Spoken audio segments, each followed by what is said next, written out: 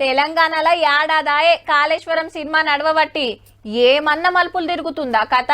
పతొక్క scene climax లెక్కనే అనిపించిందుల్లా. యాక్టర్లంతా ఒకటే తీరు డైలాగులు చెప్పుకుంటూ వచ్చే వరకు ఆడజరంత బోర్ కొట్టింది. కానీ నడుమిట్ల కమిషన్ ఇచ్చే ట్విస్ట్లతోటి ఇంట్రెస్టింగ్ గా నడిచింది. ఇక క్లైమాక్స్ ఎట్లుంటదో అని ఎయిటింగ్ చేస్తుండ్రు పబ్లిక్ అంతా. జర్ర ఓపిక పట్టుండ్రిగా శుభం కరెక్ట్ పడబోతుంది. కానీ కాళేశ్వరం రిపోర్టు తయారైంది, రేపటి నుండి సర్కార్కు అందబోతుంది.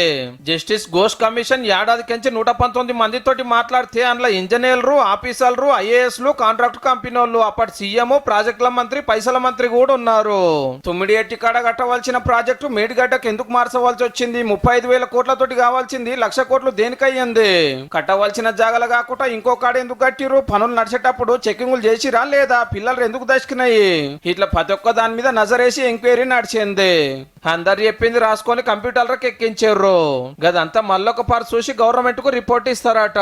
నీళ్ళు ఆపితే 3 బ్యారేజీలకు డేంజర్ అని ఎన్డీఎస్ఏ రిపోర్ట్ ఇస్తే దాన్ని బట్టి గేట్లు ఎత్తి పెడితే వచ్చిన వరద వచ్చినట్టే సముద్రంలో కలిసబట్టే 39 మంది ఆఫీసర్లు, ఇంజనీర్ల లాపరో ఉందని ముందే విజిలెన్స్ రిపోర్ట్ అందింది. ఇక ఇప్పుడు కమిషన్ రిపోర్ట్ రాబోతోంది. ఎవరిని అడిగినా మాదేముంది, సర్కార్ ఎట్లా చెప్తే గట్లా చేసినామని వీళ్ళు అంతా ఇంజనీర్లు, ఆఫీసర్ల మీదకెళ్ళి నడిచిందని లీడర్లు.